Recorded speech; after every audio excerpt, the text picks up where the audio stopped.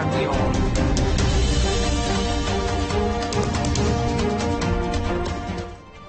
नमस्कार, आप देख रहे हैं सबसे बड़ा मुद्दा। मैं हूं आपके साथ राहुल राजपूत। अभी तक समाजवादी पार्टी चुनावी हार का ठीकरा ईवीएम पर फोड़ा करती थी, लेकिन इसमें अब वोटर लिस्ट की गड़बड़ी का नया आरोप भी जुड़ गया।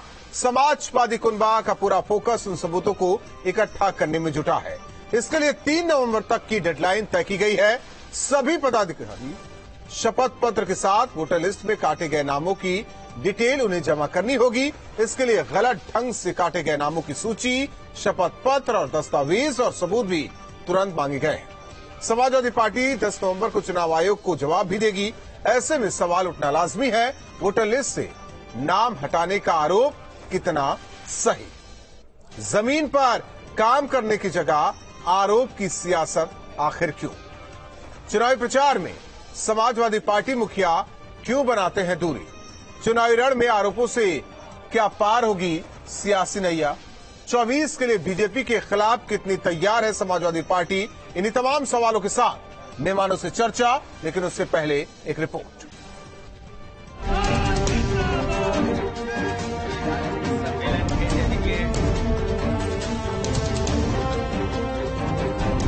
जिससे हमें सबसे ज्यादा उम्मीद थी कि न्याय मिलेगा, इलेक्शन कमीशन उसने बीजेपी के इशारे इस पर, पन्ना प्रभारियों के इशारे पर जानबूझ करके हमारे यादव और मुसलमानों के वोट, कोई विधानसभा ऐसी नहीं है जहां पर 20,000 कम न कर दी हो, 20,000 वोट न काट दी हो। 2022 के विधानसभा चुनाव के हार की टीस अखिलेश को रह रह कर साल रही है। कभी तो मंच कोई हो, अखिलेश चुनाव आयोग से लेकर ईवीएम तक पर निशाना साधते नजर आते हैं। लेकिन 29 सितंबर के इस बयान पर चुनाव आयोग ने नोटिस जारी कर 10 नवंबर तक जवाब मांग लिया। अब पार्टी का पूरा कुनबा निकाय चुनाव उपचुनाव को भूलकर सबूतों को इकट्ठा करने में जुट गया है। आज एक बैठक बुलाई थी प्रमुख वरिष्ठ नेताओं की, और उसमें जवाब देने की तैयारी करने का काम हुआ है। 2022 के विधानसभा चुनाव में बड़े पैमाने पर भारतीय जनता पार्टी की सरकार ने अधिकारियों के माध्यम से समाजवादी पार्टी के वोटरों को काटने का काम किया था। 15 जनवरी 2021 को पहली वोटर लिस्ट का प्रकाशन हुआ था और थर्ड लिस्ट जो थी वो 5 जनवरी 2022 को हुई थी। इन दोनों लिस्टों में बहुत सारे वोट काटे गए थे। हम उन सबूतों को 10 नवंबर को चुनाव आयोग को वो सबूत सौंपेंगे। अभी तक ईवीएम पर निशाना साधते आ रहे थे, लेकिन इसमें वोटर लिस्ट वाला मामला भी जुड़ गया है। जाहिर है बीजेपी निशाने पर थी, तो बीजेपी ने भी पलटवार कर दिया। इसके साक्ष्य मांग लिए, तब साक्ष्य संकलन का अब एक स्वांग रच रहे हैं। ये बात तो स्पष्ट हो गई कि अखिलेश यादव जी के पास इसका कोई डाटा नहीं था कि किस किस विधानसभा में कहां पर वोट काटे गए हैं। ये अपनी हार का ठीकरा फोड़ने के लिए उन्होंने निर्वाचन आयोग को चुना। सच्चाई यह है कि समाजवादी पार्टी को आत्मावलोकन करना चाहिए कि आखिरकार क्या कारण है कि एक के बाद एक लगातार पराजय समाजवादी पार्टी के खाते में जा रही है। समाजवादी पार्टी जब तक जाति मजहब की राजनीति नहीं छोड़ेगी, अपराधियों का साथ रहना नहीं छोड़ेगी, तब तक पराजय लगातार होती रहेगी। विधानसभा में हार के बाद एसपी लगातार बीजेपी पर निशाना साधती रहती है, लेकिन अब उसे चुनाव आयोग के सामने सबूत भी देना होगा। देखना होगा 10 नवंबर तक कितने सबूत एसपी इकट्ठा कर पाती है। लखनऊ से Nikhil Sharma, TV news state. मेहमान जुड़ चुके हैं हमारे साथ। सबसे पहले परिचय करवा दें, इजहार अली जी प्रवक्ता एसबीएसपी, भुवन भास्कर जोशी जी प्रवक्ता समाजवादी पार्टी, कुमार भविष्य चंद्र जी वरिष्ठ पत्रकार, प्रशांत उमराव प्रवक्ता बीजेपी। आप सभी मेहमानों का स्वागत है। और भुवन जोशी जी, अभी तक तो ईवीएम पर ठीकरा फोड़ते रहे समाजवादी पार्टी के या विपक्ष के जो भी नेता रहे, चलिए ठीक है। सीधे आपके सम्मेलन में अखिलेश यादव ने बोला और अब उसे लेकर नोटिस, सबूत इकट्ठा किए जा रहे हैं आप लोगों की तरफ से, क्योंकि अब तो उसका जवाब चुनाव आयोग को देना होगा। किन किन बूथों पर, किन किन विधानसभा में कितने वोट कटे, बाकायदा शपथ पत्र के साथ। लगता नहीं कि जो हार पर हार हुई है उसे छिपाने के लिए चुनाव आयोग को दोषी ठहराना ये जायज है?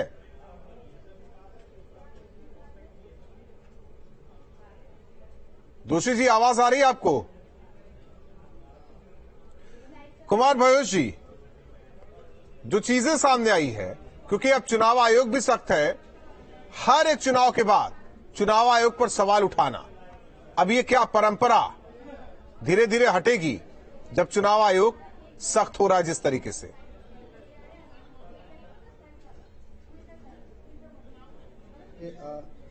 लोगों का लोक व्यवहार बदल रहा है और वोटर का जिस तरह का एक जागरूकता है वोटरों में, उनको सही और गलत चुनने का जो एक जज्बा है, उसके जो अगर उसकी चीज को नहीं समझ पा रही है कोई पार्टी, तो मुझे लगता नहीं है कि इस तरह का आरोप लगा देने से उसकी कोई ताकत बढ़ने वाली है। अभी भी देखिए, आज भी ये बयान आया समाजवादी पार्टी। हाँ, तो एक बार फिर आपसे जुड़ेंगे। प्रशांत उमराव जी, घुमा फिराकर सवाल बीजेपी को लेकर उठा दिया जाता है। जी, ये विपक्ष की नीति रही। जब भी ये चुनाव हारते हैं, कभी ईवीएम पर ठिकरा फोड़ते हैं, कभी कहते हैं कि हमारे वोट हटा दिए गए। और मुझे लगता है कि अखिलेश यादव जी जो रिजल्ट आए हुए 8 महीने होने जा रहे हैं और उनका जो सदमा लगा था उस सदमे से भी उबर नहीं पाए हैं। इसलिए रह करके इस तरीके की बौखलाहट भी इस तरीके से बयान देते रहते हैं। और उत्तर प्रदेश के 5 साल वो पूर्व मुख्यमंत्री रह चुके हैं, अपना ही वो मजाक उड़ाने का काम करते हैं। इतने बड़े प्रदेश के मुख्यमंत्री होने के बाद, 3-4 बार सांसद रहने के बाद इस तरह के बयानबाजी करना एक तरीके से अपनी हताशा और निराशा को उनको दिखाता है। और इस तरह की बात करके जनता में एक गलत मैसेज जाता है कि एक प्रदेश का, इतने बड़े प्रदेश का जो व्यक्ति मुख्यमंत्री रहा हो, किस तरह की बातें करता है। सभी को मालूम है, देश में कोई जो वोटर लिस्ट बनती है जाति और धर्म के आधार पर नहीं बनती है। और हर चुनाव में आप देखते हैं, हर विधानसभा में 20-30 हजार वोट तो बढ़ जाते हैं। ये कह रहे हैं 20 हजार वोट घटा दिए गए। आप किसी भी विधानसभा का डेटा उठाकर देख लीजिए, 17 के और 2022 का 22 वोटर बढ़े होंगे, घटने का तो कोई सवाल ही नहीं उठता है। लेकिन उनको केवल अपने वोट बैंक में, जो उनका वोट बैंक खिसक रहा है, अभी मुस्लिम वोट बैंक भी उससे खिसक गया। रामपुर के उपचुनाव में हमने देखा, यादव वोट बैंक भी खिसका, आजमगढ़ के उपचुनाव में देखा। तो उस वोट बैंक को साधने के लिए केवल उन्होंने बयान दिया है कि मुस्लिम और यादव वोटर को नाम हटा के, जबकि इस तरह के चुनाव आयोग इस तरह की कृत्य नहीं करता। इस तरह का कोई प्रारूप ही नहीं होता जाति धर्म के आधार पर वोट लिस्ट बनाने का या हटाने का। तो ये उनका स्पष्ट मैसेज है। वो जाति धर्म की राजनीति खेल रहे हैं क्योंकि उनका वोटर जो है लगातार उनसे चिटकता जा रहा है। लेकिन ये जो रणनीति उनकी चलने वाली नहीं, उत्तर प्रदेश की जनता उनकी जो इस तरह का। दोषी जी, कितने सबूत इकट्ठा कर लिए गए, क्योंकि 10 नवंबर तक जवाब भी देना होगा चुनाव आयोग को? देखिए राजपूत जी, पहले तो मैं आपको धन्यवाद चढ़ाता हूं। जैसा कि माननीय अखिलेश यादव जी लगातार मीडिया ट्रायल के द्वारा ही फैसला उनके ऊपर हो जाता है। निश्चित तौर पे मैं कहना चाहता हूं, एक कानून का विद्यार्थी होने के कारण मैं आपसे कहना चाहता हूं कि जो तय समय है उससे पहले जवाब भी तैयार होगा। और निश्चित तौर पे मैं आपके संज्ञान के लिए बढ़ा दूं कि माननीय अखिलेश यादव जी काफी पढ़े लिखे व्यक्ति हैं। अगर उत्तर भारत के नेताओं में अगर गिनती करें तो अच्छे खासे पढ़े लिखे नेताओं में उनकी गिनती आती है। निश्चित तौर पे जवाब भी आएगा। और निश्चित तौर पे मैं आपसे कहना चाहता हूं, और हमारे जो कार्यकर्ता है वो सूची भी देंगे, क्योंकि माननीय अखिलेश यादव जी ऐसे नहीं है कि वो किसी भी बयान को जारी कर दे। वो निश्चित तौर पे उनका अध्ययन है और निश्चित तौर पे कार्यकर्ताओं को फीडबैक जो उनको मिला है उसके आधार पर उनका कथन है। और निश्चित तौर पे उसका जवाब अनुकूल समय पे पार्टी देगी और उसकी तैयारी पार्टी स्तर पे चल रही। केवल मुस्लिम वोटर और यादव वोटर के ही नाम काटे गए। मैं आपको बताना चाहता हूं, अभी जो उपचुनाव हो रहा है, गोला उपचुनाव हो रहा है, क्या पूरा प्रदेश और देश नहीं जानता कि किन एक जाति विशेष के लोगों को वहां पर टारगेट करके घर भेज दिया गया, जबरदस्ती उनको उनकी ड्यूटी से हटा दिया गया। ये देश में किस प्रकार के संविधान को चलाने की व्यवस्था हो रही है, जहां पर जाति के आधार पर भेदभाव होगा। ये ट्रायल आप लोग चलाते हैं, ये आप लोग कहाँ चला रहे हैं? माननीय अखिलेश यादव ने तो कहा था संवैधानिक संस्था पर उन्होंने सवाल उठा दिया। अगर उनको चुनाव आयोग के द्वारा कानूनी नोटिस मिला है, उसका जवाब पार्टी जवाबदेही देगी। माननीय अखिलेश यादव जी उच्च शिक्षित नहीं, अब तो जवाब देना ही पड़ेगा, क्योंकि अब तो सख्त हो गया आयोग भी। अब तो जवाब देना पड़ेगा, चाहे समाजवादी पार्टी हो, दूसरी पार्टी हो। और भारतीय जनता पार्टी के साथ अभी जो जिनसे आप बुलवा रहे थे, वो बार बार कह रहे थे कि माननीय अखिलेश यादव जी उससे नहीं निकले हैं। मैं कहना चाहता हूं, जिस व्यक्ति के पिता अभी एक्सपायर हुए हों, उस पर इस तरह की टिप्पणी करना निश्चित तौर पे अमानवीय है। जिस तरह की टिप्पणी अभी Bharatiya Janata party emotional card क्यों खेल रहे हैं दोषी साहब? इमोशनल कार्ड क्यों खेल रहे हैं आप? देखिए, मैं आपसे कहना चाहता हूं, नेताजी का जाने से पूरा देश स्तब्ध है और जिस तरह की भाषा का प्रयोग भारतीय जनता पार्टी के लोग कर रहे हैं, निश्चित तौर पे पिता का साया अगर किसी भी पुत्र पे चला जाता है तो मैं आपसे कहना चाहता हूं इमोशनल कार्ड न खेलिए, इमोशनल कार्ड न खेलिए। इजहार अली जी देखिए, संवैधानिक संस्था को जोशी जी के इस बयानों से ढका नहीं जा सकता। वो किस चादर में लपेट रहे हैं इस पूरे मामले को समझ से परे। देखिए, ऐसा है राहुल जी, वोटर लिस्ट में गड़बड़ी नहीं है, गड़बड़ी इनके दिमाग में है। अगर वोटर लिस्ट में गड़बड़ी थी तो 2022 का चुनाव, इसका मतलब आप गंभीरता से नहीं लड़ रहे थे भाई। तो अगर वोटर लिस्ट में गड़बड़ी थी तो आपकी जिला कमेटी, विधानसभा कमेटी, बूथ कमेटी क्या कर रही थी? बूथ कमेटी की जिम्मेदारी होती है कि वोटर लिस्ट को दुरुस्त करके अगर कोई दिक्कत, कोई परेशानी या कोई प्रॉब्लम आ रही है तो उसको लिस्ट लेके और कहीं पे गड़बड़ी है तो वो जिला कमेटी को अवगत कराएं। आप क्या कर रहे थे? तो अब जब कुछ इनके पास बचा नहीं है, और रही बात अब ये मुसलमान यादव, 2022 के चुनाव में आपने जिस तरीके से देखा कि भरे मंच से, सार्वजनिक मंच से जो पार्टी मीटिंग के मंच ऐसे मुसलमानों को धक्का दिया गया, मुसलमानों को नीचे उतारा गया। मुसलमान इस बार का चुनाव तो ऐसा चुनाव तो जीवन में कभी नहीं हुआ कि इस बार मुसलमान को तो धक्का देते, चाहे गाली देते, कुछ भी देते, वोट इनको करने वाला था और उनको वोट किया। तो इस बार का चुनाव तो बड़ा अजीब गरीब चुनाव हो गया। तो वोटर लिस्ट में अगर इसे इन्होंने कहा कि वोटर लिस्ट में गड़बड़ी है, तो जब वोटर लिस्ट में गड़बड़ी थी तो आपने प्रत्याशियों की समीक्षा की, तो समीक्षा में जब प्रत्याशियों ने कहा कि साहब हमारे यादव मुस्लिम के वोट काट दिए गए, तो आप उनसे पूछ सकते थे कि आप कोई तैयारी करके आए, लाइए अगर कोई आपके पास पेपर है तैयारी करके, हम चुनाव आयोग को नोटिस करेंगे, हम चुनाव आयोग से जवाब मांगेंगे। आपने मन से कह दिया, आप जब चुनाव आयोग ने नोटिस थमा दिया तब आप जाके यानी कि हार गए और सवाल चुनाव आयोग पर ठोक दिया। जोशी साहब देखिए, मैं कानून का विद्यार्थी होने के कारण इतना बोलना चाहता हूं आपसे कि जवाब दिया जाएगा पार्टी की ओर से और तय समय पे दिया जाएगा। ये माननीय अखिलेश यादव जी को ये अधिकार, उन 111 सीटों पर जो सीटें समाजवादी पार्टी ने जीती, वहां वोट नहीं कटे। जिन जिन सीटों पे वोट कटे हैं उसकी कानूनी नोटिस के द्वारा उचित समय पे जवाब दिया जाएगा। राजपूत जी, मैं केवल इस विषय में इतना कहना चाहता हूं। वो तो देना ही पड़ेगा सर, लेकिन क्या ये हार का डर छिपाने की कोशिश है क्या समाजवादी पार्टी की? मैं तो इतना कहना चाहता हूं, अभी ये जो चुनाव है इसका परिणाम आपको बता देगा। और मैं आपसे बहुत गंभीरता से कहना चाहता हूं, ये लखीमपुर में जो गोला विधानसभा का चुनाव हो रहा है उसमें निश्चित तौर पे लोग ये भी देख रहे हैं कि किसान नेता को वहां का जो सांसद है, कोई गया तो नहीं, बड़ा चेहरा तो दिखाई नहीं दिया। वो कह रहा है कि आप तुम्हारे किसान नेता से कह रहा है कि कोई बड़ा चेहरा तो दिखाई नहीं दिया।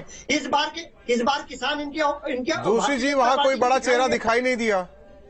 निश्चित तौर पर मैं कहना चाहता पूरी पार्टी लगी है, पार्टी की स्ट्रेटजी है, ये विषय पार्टी का है, पार्टी की हमारी रणनीति है कि कौन चुनाव में जाएगा। हमारे पूरे कार्यकर्ता वहां पर, हमारे सीनियर नेता सभी पार्टी का डेरा है, ये हमारी पार्टी की कौन से कार्यकर्ता, एक बड़ा नाम तो बता दीजिए वहाँ समाजवादी पार्टी का कोई नेता। सारी पार्टी, पूरी पार्टी वहाँ पर काम कर रही है, सारी पार्टी के नेता वहाँ पर है। सर बता दीजिए, कम से कम खबर तो चला ले। खबर हम ये चला रहे कि वहाँ कोई बड़ा नेता दिखाई नहीं दे रहा। इस बात की तो लड़ाई है माननीय अखिलेश यादव जी की और समाजवादी पार्टी की नेगेटिव खबरें चला रहा है, कभी पॉजिटिव। उमराव जी तो ठीक है सर, आप ही खबर लिखकर भेज दिया कीजिए, हम चला लिया करें आपके हिसाब से, अगर हमें चलना हो या पत्रकारिता उत्तर प्रदेश में करनी हो। मैं तो ये कह रहा हूँ, आप हमारी पॉजिटिव खबरें दिखाइए देश और प्रदेश को। पहले आपको वहाँ आप अपनी विपक्ष को नैरेटिव करके आपको क्या मिलेगा? सर पहले मौजूदगी तो दर्ज कराइए। उमराव साहब फंसते हैं तो कहते हैं हमें जवाब देना है, जवाब देंगे, लेकिन जब आरोप लगाना है उसी मीडिया के कैमरे के सामने चिल्लाते रहेंगे। देखिए, अखिलेश जी की जो राजनीति है केवल लखनऊ से, उनके प्रदेश कार्यालय से चलती है, उनके आवास से चलती है।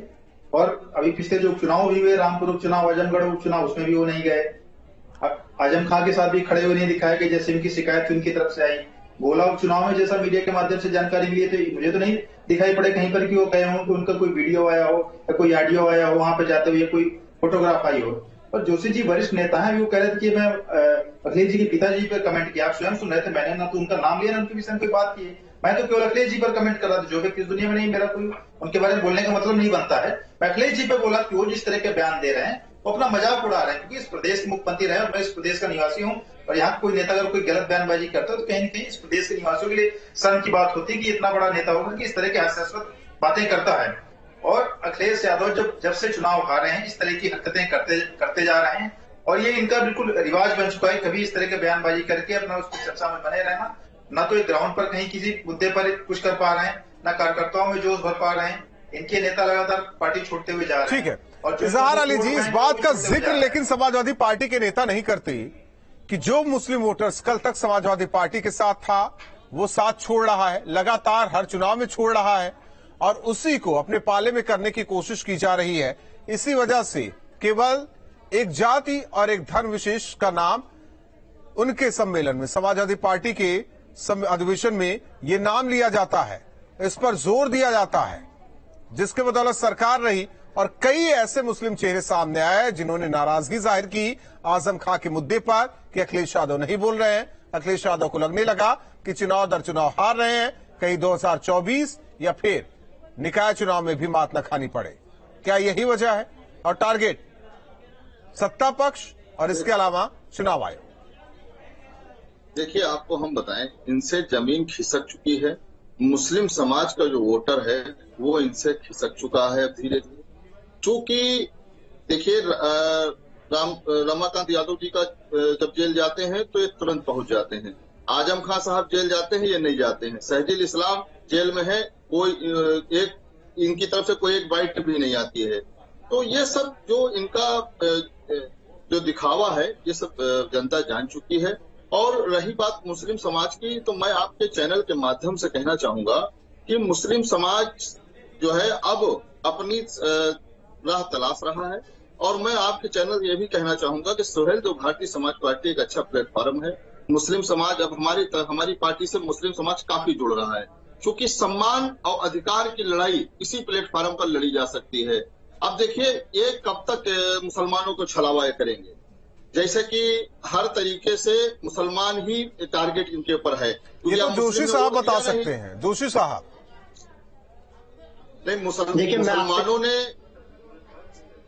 मेरे टर्न है, मेरे को बोलना है, इनको बोलना है पहले। तो जोशी साहब सवाल आपसे है तो आप ही से बोलेंगे। वो बीच में इंटरप्ट कर रहे थे ना।